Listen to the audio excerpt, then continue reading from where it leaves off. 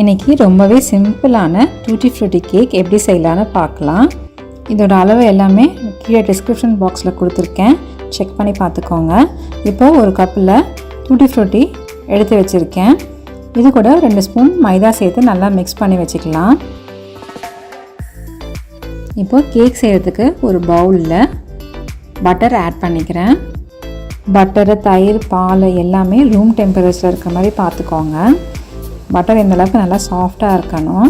இப்போ இது கூடயே சர்க்கரையை நல்லா பொடி பண்ணி சேர்த்துக்கிறேன்.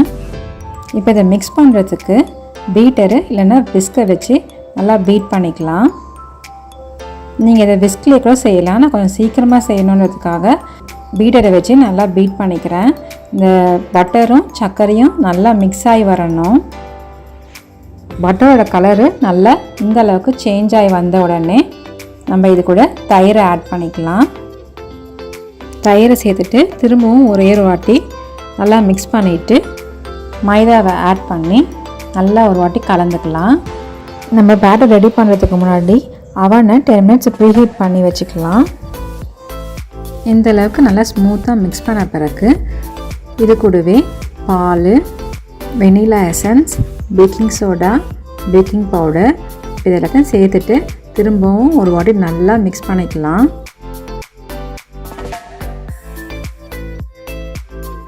இந்த அளவுக்கு கட்டிடாமல் நல்லா ஸ்மூத்தாக மிக்ஸ் பண்ணிக்கணும். மிக்ஸ் பண்ணி முடித்தோடனே நம்ம எடுத்து வச்சுருந்த டூட்டி ஃப்ரூட்டியை இதோட சேர்த்து நல்லா மிக்ஸ் பண்ணிக்கலாம். டூட்டி ஃப்ரூட்டி சேர்த்த பிறகு ரொம்ப மிக்ஸ் பண்ணக்கூடாது. டூட்டி ஃப்ரூட்டி ரொம்ப மிக்ஸ் ஆகிடுச்சுன்னா இந்த டூட்டி ஃப்ரூட்டி எல்லாமே கீழே நின்றுடும். அதனால் லைட்டாக மிக்ஸ் பண்ணிக்கோங்க.